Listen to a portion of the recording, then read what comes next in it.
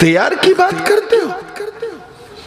भारत में आए तो किसी पतली गली में नहीं पहुंचे थे कि चलो किसी जंगल में तपस्या करें या किसी पहाड़ पे चढ़ जाएं या किसी ऐसी जगह जहां मैं रहूं, मेरा रब और तीसरा कोई नहीं। ये नहीं, He came to spread the Islam।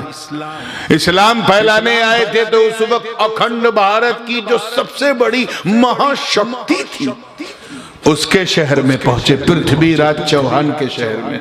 Ajmer कहां? आज भी उसके किले के खंडरात नजर आते हैं,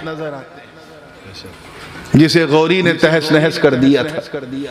सबसे मजबूत, पावरफुल, बल्कि यूं कहा जाए कि उस अखंड भारत की जो राजधानी थी अजमेर, वहां गरीब नवाज आए। तो उनके साथ चंद फुकरा थे, उनके मुरीदीन और खुलफा थे। जा करके एक जगह बैठ गए। थोड़ी देर के बाद राजा के सिपाही आए और कहा उठो उठो, ऐ दरवेशों फकीरों उठो। क्यों उठे भाई? उठो, यहाँ पर राजा के ऊंट बैठते हैं। कौन बैठते हैं? कहते बैठते हैं तो क्या, उठो, तुमको उठना पड़ेगा, ऊंट बैठेंगे। सरकार गरीब नवाज ने बहस नहीं की, फरमाया ठीक है मैं उठता हूं। बैठा लो, बैठे रहेंगे। इतना ही कहा था, बैठा लो, बैठे रहेंगे। दे विल रिमेन सिट, बैठे रहेंगे। जब उठाने का वक्त आया तो हिल ही नहीं रहे, बैठे हुए।